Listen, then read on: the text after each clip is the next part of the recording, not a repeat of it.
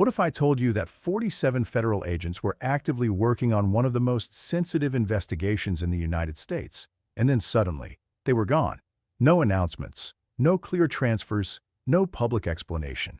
And when a senior senator finally asked a simple, direct question, "Where are they?"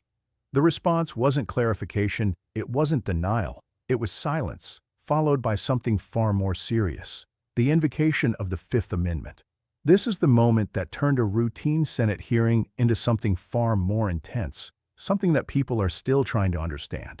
During a high-stakes hearing involving Cory Booker and Kash Patel, what started as standard political questioning quickly transformed into a tense exchange that revealed just how powerful a single, well-placed question can be. Booker, known for his legal background and sharp questioning style, didn't come in with a long speech or complex argument.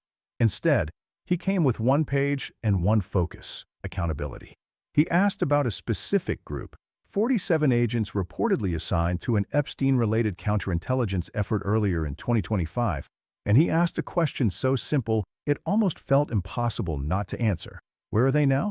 At first, the responses followed a familiar pattern: references to privacy protections, operational security, and the limits of what can be discussed publicly.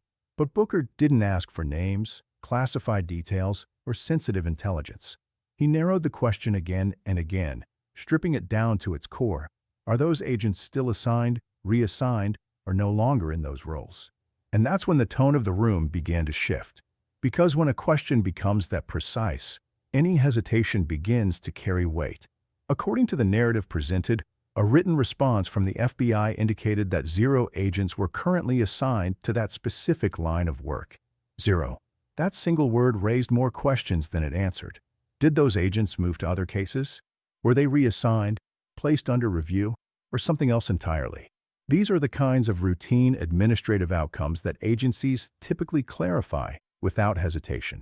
But in this moment, clarity didn't come. Instead, after mounting pressure and repeated attempts to get a direct answer, the situation escalated. On the advice of counsel, the FBI director declined to answer further and invoked the Fifth Amendment, a constitutional right designed to prevent self-incrimination. And that's the moment that changed everything. Because invoking that right in response to a question about personnel actions doesn't automatically imply wrongdoing, but it does signal that answering could carry legal risk. And in a public hearing, that kind of moment doesn't just pass quietly. Now, it's important to understand something clearly. Moments like these can be interpreted in many ways. Legal caution, procedural complexity, or genuine sensitivity around internal operations can all play a role. But from a storytelling perspective, and from the perspective of public perception, the unanswered question becomes the story itself. Not what was said, but what wasn't. And that's why this hearing captured so much attention. Not because of confirmed conclusions, but because of the tension between a simple question and the absence of a simple answer. One senator, one page, one question, and a response that raised far more questions than it resolved.